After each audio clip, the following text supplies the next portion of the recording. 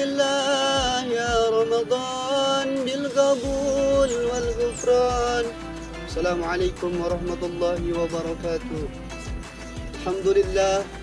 الحمد لله الذي هدانا بعبده المختار من دعانا إليه بالإذن وقد نادانا لبيك يا من دلنا وحدانا. صلى عليك الله بارك الذي بك يمشفأ غصنا وحبانا. ما عالك الأبحار معدن سرك الأسمى فهم سفر النجاة حمانا. اللهم فصل وسلم على سيدنا محمد ومولانا محمد وشافعنا محمد وقرة أعيننا محمد النبي القائل أنا سيد ولد آدم ولا فخر آدم وما دونه تحت اللواء غدا يوم القيامة. أنا خطيب الأنبياء إذا اجتمعوا أنا حامل لواء الحمد إذا احتسبوا وأنا معطي يوم القيامة غدا الشفاعة إذا أيسوا. اللهم صل على سيدنا محمد الفاتح لما أخلق والخاتم لما سبق ناصر الحق بالحق والهدي إلى صراطك المستقيم. وقال الله تعالى في القرآن العظيم يا أيها الذين آمنوا كتب عليكم الصيام كما كتب على الذين من قبلكم لعلكم تتقون. Amma ba'd. Segala puji bagi Allah Subhanahu wa taala yang telah banyak memberikan nikmat kepada kita semua, baik nikmat iman, nikmat Islam, nikmat panjang umur, sehat wal afiat, sehingga di tahun ini kita masih diberikan kesempatan oleh Allah Subhanahu wa taala untuk dapat melaksanakan ibadah di bulan yang mulia ini, yaitu bulan puasa. Mudah-mudahan ibadah kita di bulan Ramadan ini mendapatkan ridha dari Allah Subhanahu wa taala dan digolongkan menjadi orang-orang yang bertakwa. Salawat serta salam tercurahkan kepada junjungan kita Habibuna wa Nabiyuna Muhammad Rasulullah sallallahu alaihi wasallam yang telah banyak mengajarkan kita kebaikan, amal soleh serta mengenalkan kita kepada Allah Azza wa Jalla. Dan kita berharap mudah-mudahan kita diakui sebagai umatnya ila yaumil akhir. Yang kami hormati pembina Rumah Tahfiz Ar-Rahman, Ustazah Citra Yuanita beserta keluarga. Mudah-mudahan Allah Subhanahu wa taala merahmati beliau. Yang kami muliakan guru kita bersama Syekh Al-Ustaz Muhammad Amdad, mata'anallahu bikulli hayati.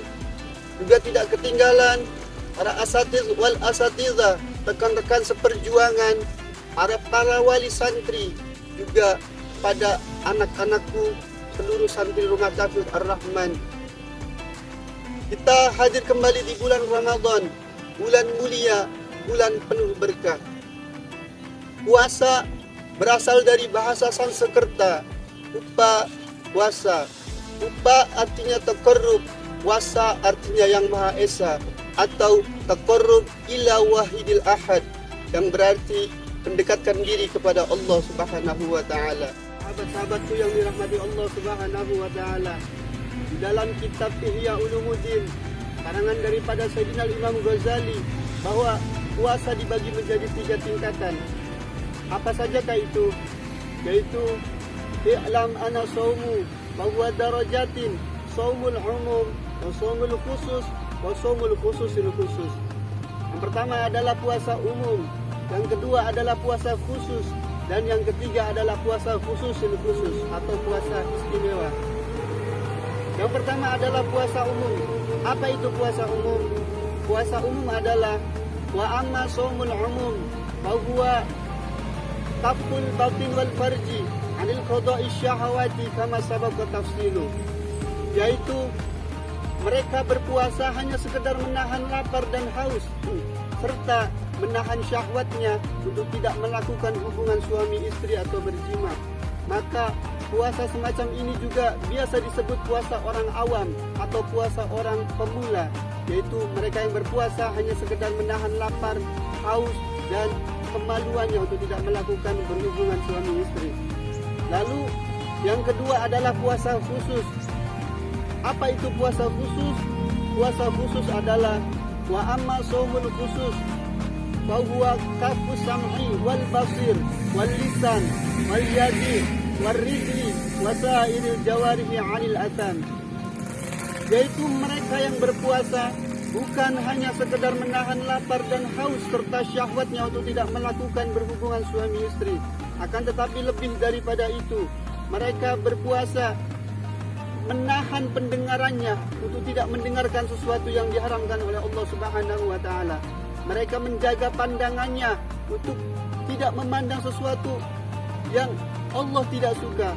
Juga mereka menahan lisannya daripada berghibah, berdusta, adu domba dan semacamnya.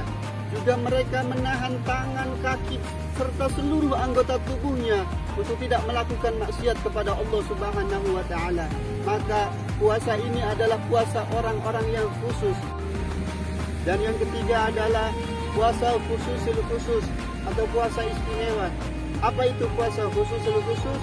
Yaitu wa amma shaumul khususul khusus wa shaumul qalbi 'anil haddid diniyah al-iftalil dzunubiyah wa kafihi 'amma siwa Allah 'azza wa jalla wa yahsul fitru fi hadha shaumul bil fikri fi ma siwa Allah 'azza wa jalla wal yaumil akhir. Orang yang berpuasa yang ketiga ini tidak hanya sekedar menahan lapar dan haus serta syahwatnya untuk tidak melakukan hubungan suami istri, juga tidak hanya sekedar menahan pendengaran, penglihatan, lisan, kaki dan tangan dan seluruh anggota tubuhnya untuk tidak melakukan maksiat kepada Allah Subhanahu wa taala. Akan tetapi lebih daripada itu, mereka yang berpuasa khusus itu istimewa karena mereka menjaga pikirannya serta hatinya untuk tidak terlintas melakukan maksiat dan tidak mengkhawatirkan sesuatu sedikit pun tentang dunia ini. Maka puasa yang semacam ini adalah puasa orang-orang yang istimewa. Sahabat-sahabatku yang dirahmati Allah Subhanahu wa taala, tentunya kita sering mendengar kalimat diwajibkan atas kamu berpuasa sebagaimana diwajibkan atas orang-orang sebelum kamu. Itu berarti menandakan bahwa orang-orang sebelum kita sudah diperintahkan untuk berpuasa, atau bahkan orang-orang sebelum umat daripada baginda Nabi besar Muhammad SAW, seperti Nabi Ishaq, Nabi Ismail, bahkan Nabi Adam yang bertalaki menghadap kepada Allah untuk bertobat dengan melalui puasa. Kita kenal bahwa Nabi Adam adalah Khalifatul Ard. Beliau orang yang berpuasa pertama kali di dunia. Kemudian beliau berpuasa sebagai bentuk pertobatan kepada Allah Subhanahu wa taala. Jadi berpuasa adalah bentuk kita kembali kepada Allah Subhanahu wa taala atau sebagai bentuk kita bertobat kepada Allah Subhanahu wa taala. Dan pada akhirnya mudah-mudahan ibadah puasa kita di tahun ini dapatkan ridha daripada Allah Subhanahu wa taala dan digolongkan menjadi orang-orang yang bertakwa. Rabbi fanfa'na bi barakatihim minal husna bi hurmatihim wa 'amidna fi tariqatihim wa mu'afati minal fitani. Hadani Allah wa iyyakum ajma'in. Assalamualaikum warahmatullahi wabarakatuh.